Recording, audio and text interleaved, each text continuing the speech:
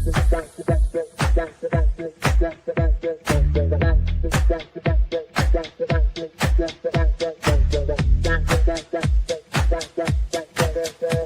Connections Radio presents. This podcast is brought to you by LifeWave. Ready to elevate your wellness game? Meet X39 from LifeWave.com. This game-changing patch uses phototherapy to stimulate your skin, enhancing strength and stamina by channeling your body's innate energy. Simply apply it to harness infrared heat, naturally boosting your vitality. Want to learn more? Visit www.lifewave.com/VernD and step into a healthier, more active lifestyle today. Hi, everyone. Welcome back to another episode of Liberating Menopause. Thanks to prconnectionsradio.com. I'd like to welcome you all, and I hope you enjoy this next segment as we're talking about prevention and how that becomes liberating, because in today's world, we do not know how to actually feed ourselves with power. We've been being conditioned into feeding ourselves, but with imitation flavors, I guess you'd say, a lot of junk stuff. And so I want to talk about, because the women in the workplace, again, I just love talking to the women in the workplace, because that's where it's all happening. That's our big playground. That's where either you can make it or it breaks you, right? Or, we never knew any of that. Nobody told us that. We just know that we grow up, we go to work, but nobody said how destructive it would be until this last generation showed up and showed us a lot of chronic illnesses and a lot of changes in responses to food and different attitudes toward food. So today we are going to talk a little bit about the biggest part of this whole thing is a lot of stress, and stress can really, it's a collection. It's a big collection. So I want to start today with a little story but it's not about hormones. It's not about symptoms. It's not about, it's more about a moment. So the other day, being in the store, I don't know if you like to read people when you're standing around and be alert and see what's around you, because there's so many different reactive attitudes and personalities that we are surrounded by. And that's even in the line at, being at the store. So in the grocery store, it was just like a regular day. And in the front of me was a woman, and maybe in her 40s, juggling a basket, her phone, her keys, and the weight of like the world in her face was a calm, but her body was screaming. Her shoulders were kind of tight. You could just see, because so many of us come out with this face glowing, made up, hair is all fixed, and we're just beautiful. But inside, oh gosh, there's such a hidden darkness. And it's not so much a darkness, it's just a lot of challenges and things that are happening. And there's the collection, right? So as I was standing there, she looked a little tired. And because I read so many people coming into the medical field, as they come in as a patient, you can just pretty much learn to read characters and see. And then when you start talking to them, some of that is confirmed that, wow, she really was going through this, or she's going through that. And so much of us, we go through so much, but there's not always a place to talk about it. And even though I'm a stranger to all those women, and they're a stranger to me, in that moment of conversation, suddenly we have this bond, and all of a sudden we are able to talk as though we've known each other forever. I think that was my best part of the whole relationship in my medical field employment, because of the bond, the communication, the building of friendships, the relationships, and the understanding, of course, because I got to listen to so many things. And so Another person that was standing in that line was another woman, and she was tapping her foot, just sighing a little loudly, because we're all in line, a little irritated. There was a little mishap. They had to wait for the manager to come clear the register or whatever they do, and then you could hear behind her was this guy, and he's on the phone, and there's a little, discussion out loud. And, funny thing is, there's a teenager with her mother, and going through some changes of the teenager wasn't happy with the responses the mother was given. So, I thought, this is it. This is what the playground looks like. And this is where the stress begins, because not in the big moments, but in the tiny ones, we never really name, so then you go home, right? We grow up thinking stress is a crisis, and we have to look for something, oh my gosh, moment. No, it's not. It's actually a collection and a stacking moment of personalities, because even though you didn't think that had an effect on you and you were just part of the crowd, it's that emotional environment that, really piles up inside.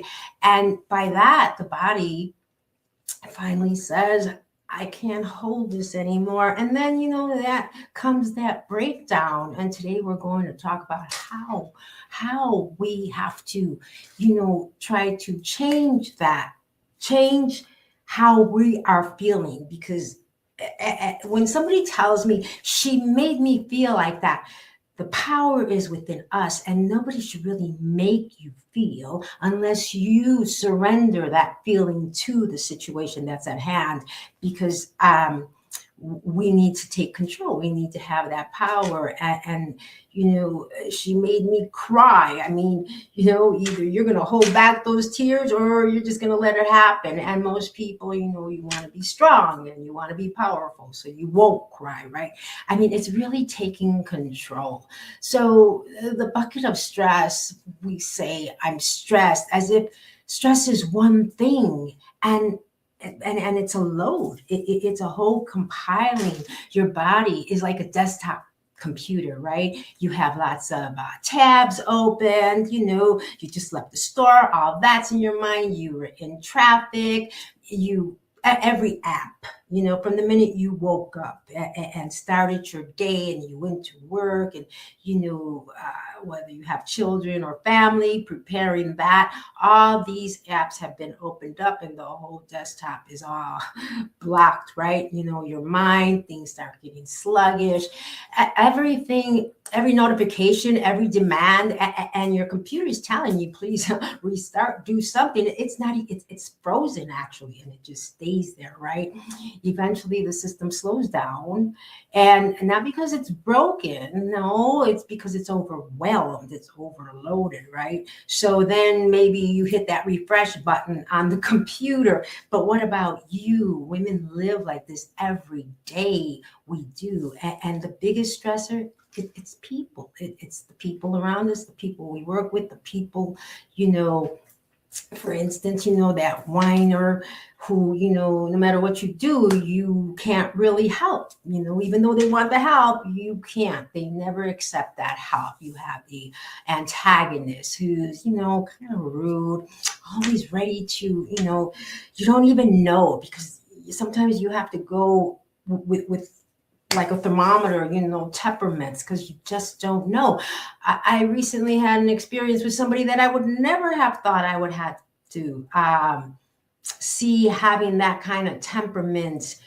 But as I said, we all hold different things. So, it's granted that it's allowed. It was just a little shocking to see how it presented itself. You have the depressed drainer, somebody who, because we don't know what's happening behind closed doors. We don't know what they just came from, they reject everyone, they're just bummed. I mean, you can't even talk to them. I mean, they don't want to be bothered, right? They just want to hear whatever professionally words you have to say. Outside of that, you just have to leave them alone, because, they've conditioned you to understand them. And do this for them and stay away from them. So then you know how to gauge people around, because over time, we grow up with this family because we're working with them, and we are growing in a family. Whether we want to be members of that family or not, we have to get to know all these characters, that person who's over happy. And sometimes, again, it's like when you're struggling, the sunshine feels like a spotlight on you, right? It's not, it's on your storm, and you're in a storm. So you're not, wow, all of a sudden this sunburst comes out, like one of those big rain showers, and it's dark clouds, and suddenly you just got this sun bursting out. And, wow. Yeah, I mean, for us in nature, it's a beautiful thing. But when it's in a personality, and someone's going through something, it's not as welcoming, as much as that person. And it's not the person's fault. I mean, some people do have great attitudes. They condition themselves, they meditate themselves, they center, and they eat well and nourish themselves. So the energy, the vibrancy, everything about them comes out, right? I mean, I could attest to this, because I was telling you the other day that I personally had, was going through some changes with cravings, and we're going to get into that stuff right now. But say, for instance, you're at work and you're a nurse, right? You're caring for an unpredictable patient, customer service, reps absorbing strangers' emotional storms in their ear, right? Women in relationships that have shifted from love to resentment. That's another big playground for the adults. And women outgrowing environments that no longer fit their spirit, right? Because they know that they should have changed jobs and taken a risk and done something more. And now they're sitting there 5 years later saying, I wished I would have done that. I wished I would have done that. And it's never too late for anybody to make a change or recreate themselves or do anything that they really want to do. So, but you still have that type of woman who outgrows her environment, but still settles and stays because of the comfort. And sometimes that comfort, I mean, because we're made to change, right? Nothing should stay the same, because it doesn't. Change is going to happen. And sometimes if you don't create the change and take that step to make the change, things get broken up, even if it's in a relationship. You're not looking forward to somebody breaking up with you, but all of a sudden it happens, and you're astounded and shocked and hurt by it. But it's because it should have happened a long time ago and it didn't. So sometimes it just has to take place, and the process is going on. You have the doctors. We go into moments where we're not taught how to create health. That's our whole problem. We learn how to live. We learn how to survive. We learn how to do all these things. We learn how to reach for the doctor. But back in the day, he was there a little more than today, because as we know today, we only have 7 to 10 minutes possibly. And most of the time is on their agenda, because we forget our own agenda. Because once we start talking, it's already, time is up, and it has to be saved for the next appointment that you're having. But schools, they never taught it. They don't teach us how to nourish. And even when you go to those cafeterias today, like I said, in the past, I mean, almost every cafeteria doesn't have all the nourishment that a growing body for a child should have, right? So that's why it's so cool if you fed the kid before he went to school with some really good home cooked meals, instead of those sugary breakfasts and things that, because it's nourishment. The body needs to be built. And in every stage of our life with hormones, it's all about nourishment, but we were never taught that. I mean, we were taught during, say, for instance, during pregnancies, right? We take prenatal vitamins. We're going to eat good. We get books to read about this. But then after that pregnancy happens, now you're reading more about the baby, because now it's, why is the baby crying, and how do you do this, or what does this mean? So now you're looking into the baby's life, and you're not looking into your own life. And in the end, really, you are the baby. So why does the book reading and the nourishment stop at a point? Because then you just continue on, and we're always half stepping, I guess you would say, because now, as I said, everything starts going into the nourishment of the family foundation, and we as women are left on the outside just doing and doing and doing. So, we've been taught to, as I was talking about, people drink a lot of water, and that's a good thing, but sometimes they overdrink, and that's a bad thing because then you dehydrate yourself and you wash away important minerals and the electrolytes and all these links that really make your body in the connection.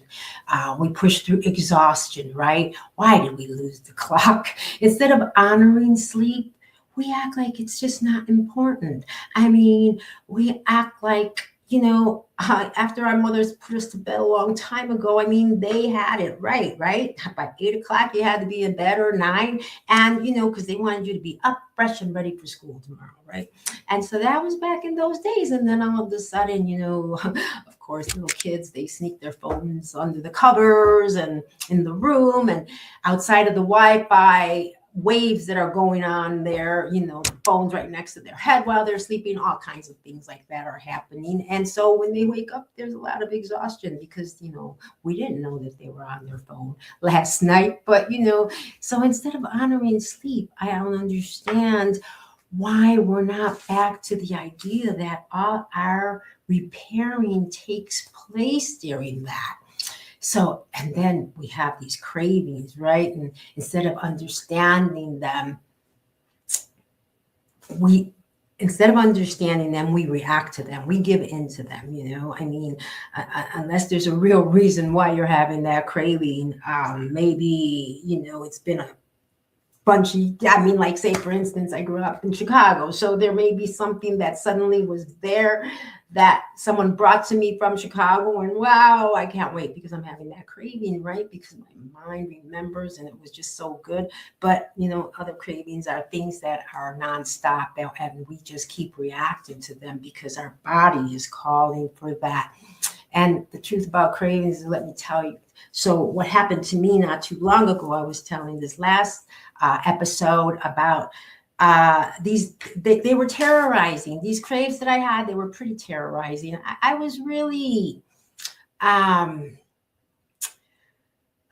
me see, how do I explain this to you? I was really concerned because of how the cravings had really taken control of me, especially becoming of age as a super ager. Now we're being called super agers. You believe that? So here's when the body speaks louder than the mind, because it was really screaming. I mean, cravings they're not random, and they're not weakness, and they are definitely, they lack discipline because we don't understand. Cravings are chemical messages, and that hits the brain faster than the logic that can catch them. That's why we react, because by the time you start to think about it, and actually after you do give into that crave, man, you're like, damn, it was 9 o'clock at night, and here I just ate all that ice cream or what have you, things like that. But cravings, they don't start in the mind, they start in the hormones.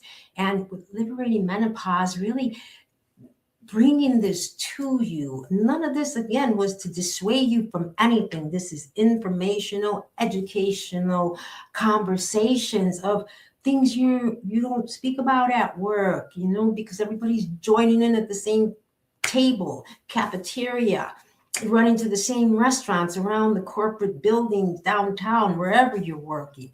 So with me, when that happened, I just didn't understand. I mean, the cravings, everything that came to attack me in my mind was things that I had given up already. So what was so weird about that was that, say, for instance, okay, when you start learning, and 2017 was really when I started learning, when I became a holistic health coach. I mean, I learned a lot about radiology, and I learned a lot about the body, and I learned a lot about symptoms and illnesses and kidney problems, stomach upsets, bladder problems, all that stuff. But why and what was happening, that was a whole different class. So when I became a holistic health coach, that's when you find out food is medicine. That's when you learn about the beauty of water. Did you know hot water has a whole different attitude towards you compared to cold? I mean, there's so much to talk about water. I love water. But anyway, so these cravings, they came like a big storm. Like I was like, wow, really, what is happening? I mean, they were pulling me toward foods that I no longer eat, and trying to drag me back into inflammation, blood sugar spikes. I mean, I say all this in that language because I understand what was happening. And of course, with all that and the foods that were trying to pull me, you've seen that commercial where the girl's walking by and she starts fighting because that beautiful donut is calling her and she's trying to fight back. Or it was a fight. It was a fight in my mind. And so everything that I had under control was suddenly like slipping, just attacking me. So when I had to stop and look it up, because I was, again, I had talked about, I was driving my husband crazy because I wanted this, I wanted that. And then when he's asking me, well, what do you want? And I know, ladies, I know when it comes time and they say, let's go eat, he wants to know what you want to go eat. And you don't know what you want to go eat because it doesn't matter to him. He pretty much is ready to go eat anything. But, it's always up to us. What do we want to eat? And so this is why I'm talking about the craves that came like a storm, because they are hormone reactions, right? So the estrogen had dropped. Leptin is the one that makes you feel full, and ghrelin, that's the one that gets you hungry, right? So as this is laughing at me, like, wow, I had to laugh back, like, oh my gosh, I didn't want to panic, but I just didn't understand how strong this attitude was. So I got curious and I looked up actually what is happening to me. And inside that system of mine, and the moment I understood the biology, and that's the whole thing, we don't know the biology. The fear lost its power, because what I did was, instead of going, I went back into my kitchen, and the plate that I created was with shrimp, lentils, black beans, avocado, diced tomatoes, spices, of course, because I love spicy food. I'm not a sugary person. The proteins were lots of protein was there. The colors, that we should have a rainbow color vibrant, right? So those oranges off that shrimp, everything was looking pretty good. And the stability after I fed my hormones, it wasn't an emotion anymore, and the cravings stopped. And I was just like, wow, not because I had to fight any harder, but because I partnered with the biology. And instead of battling it, instead of reacting, this is prevention, and this is liberating, because I really was free. I was free from that craziness, and no, I didn't go get any of those crazy things that I was looking for. And I was so relieved, because especially at this age, when anything, as I told you, a lot of women at this age, they don't even want to eat because foods are calling them and making them gain, just as they say, just because I was looking at it, I could gain from it. And that's what was liberating, was that I didn't have to feel that way. I was ready to understand it. I wanted to go in. I wanted to figure it all out, because that is our whole journey on this life of survival today. And that's the prevention. And that's the attitude of really learning to work with your biology instead of against it. By just giving in was going to really make me feel bad. I was thinking of the sugar content of some of those things, and the hormone changes that would take place. Because we just don't know anymore, what can I eat? And I was telling you about being in the store. If we could reverse it and put all the vegetables and all that in the center lanes and take those boxes out to the side, I think we'd have more production and more, we'd have to have the people that like the unprocessed foods and things like that on the sides. But, just knowing that the main lanes are full of nourishment, those lanes would probably grow more because they become more demand, right? But because they're on the outside, by the time you get through those center lanes, it's not like you're really going to be walking over to the lettuce because you pretty much got everything in your cart, unless you start over there and then you come here. It's just such a big adult playground that we really have to learn to gain control with, because stress makes us reactive. And reactivity makes us reach for the fastest comforts, right? And the fastest comforts is usually the thing that hurts us. And that I didn't want to feel like that, because cravings are not the enemy. If I would have gave into it, it would have just been my own fault. Because if I would have looked it up later after I gave into it and found out, oh my gosh, that's all I had to do, that turned the key. And instead, now I'm feeling all bloated and inflamed and, terrible. Because again, I told you all the craves that I was receiving were things that I don't eat. And once you understand your biology, you stop being afraid, for sure, because there's nothing on these days that I eat that I ever feel guilty about, because I know everything I put in my body is going to go to work for me and bring out a different kind of glow, because processed foods and all those crazy foods that I talk about, they're ultra processed. Though that's the word that they use for that stuff. That food shows on you and grows on you. And that's the whole problem with that. Processed foods often termed ultra processed foods. And it involves industrial formulations, right? And if you're at home cooking in the kitchen all natural foods, then you definitely know what's going in it.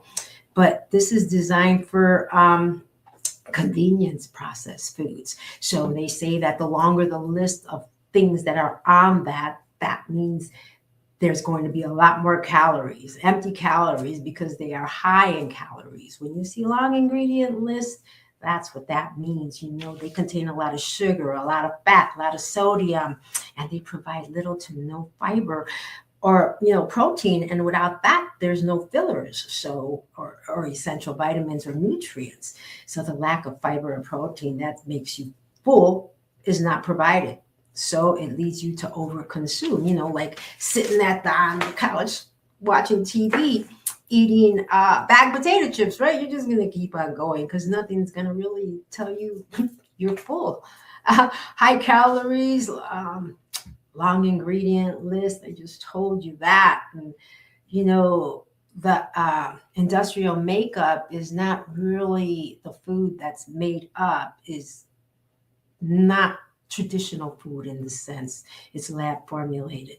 And I don't say this to really discuss you or, to dissuade you, possibly, yes, because in the working world, we want everything fast because time is everything. But for that one moment of time in your life to bring healthy back, that's the time on the clock that's most important.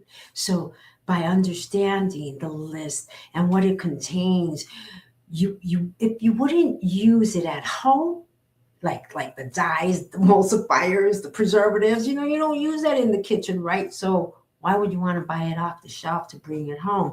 Those cosmetic additives that, make the products appealing and colorful and fresh and flavory. I told you the flavoring. But, just really understanding that we are not aging poorly. We are recovering poorly, because by the time that whole cycle of work from 20 to 60 is over, think of all that stuff that wasn't driving energy and vibrancy and nourishment and all that toward your end goal. So when you graduate into retirement, you have a healthier, happier life, and that's what super agers are all about. And we're trying to release the chronic aging that we've seen in the past because of all the medication and everything that has been given to the pharmaceutical industry. We're trying to change that and bring back the holistic, organic, natural growing farming. So many people are farming in their own backyards today, and it's so cool. Even if it's just trying trying to do something different. Buying a lemon tree so you have fresh lemons, because you don't even know. Sometimes, they can be manufactured again. Things are growing today that we don't even know who's who, unless you're growing it in your own house, right? And so, but, that actual collection of stress and stacking of moments and personalities and emotional environments, that's the pile up inside the body until the body finally says, no more. And we need to come to that place when we learn to listen, because we want to become unstoppable, especially when we get to retirement, because we want to have a lot of fun. There's money that they're giving us when we finish all that. And all that money, we want to bring it to us. We want to take that vacation. We want to fly away, go away, drive away, whatever we want to do.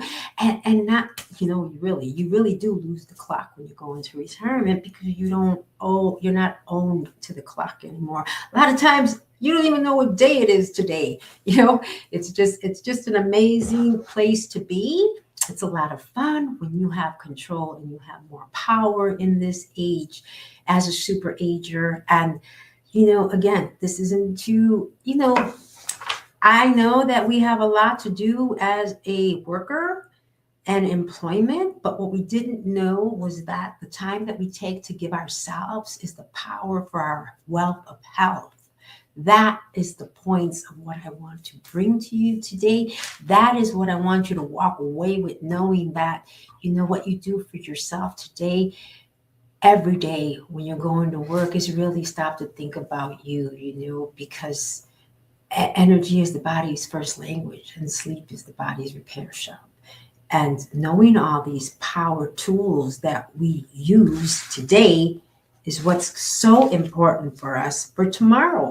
And again, we absorb emotional weather like skin absorbs sunlight, so we have to try to center ourselves, take that aimless walk, sit outside and just look up at the sky, listen to the music of nature, get that nature dose in there. Every day women are managing other people's nervous systems while we ignore our own. And this is why our bodies feel like a bucket of stress. When they say I'm stressed, it's more than I'm stressed. It's a whole pile up. And it's not because we're weak, but it's because we were never taught emotional nutrition. So I want to leave you with that today, getting into emotional nutrition, because the corruption of the health conversation, we were never taught is how to create health. And I want to teach you all that, because thanks to all the women of the world, and that's thousands. Could you imagine 45 years, almost 25 women a day, and voices all day long? Oh, I could still hear the whispers, and I just loved every moment of it. And, they're the ones that taught me, because the doctors never did, the schools never did, and the workplace never will, because they're not there to really teach you anything except that job. And even when you have stress around you by the people, unless you really take control and have more of a positive attitude toward that conversation that you're having, or somebody's talking about you, we were taught to survive, not to understand, and not to prevent, and not to partner with our biology. So I want you to start thinking about you more often, and really what it is. Look at yourself today. Look in the mirror. My women 40 plus, this is the time that when we create a change, the world's going to burst open, and it just gets easier when we understand this and we follow the road. And this is the green goddess road to healthy and just living life and living on the best side of it, because that's where you're headed, to the best side of it. This is where the work gets done. That's when you get to live. So thank you so much for joining me today. Liberating Menopause, coming to you from prconnectionsradio.com. Your host, Lisa Vasquez. Looking forward to our next episode. Thank you.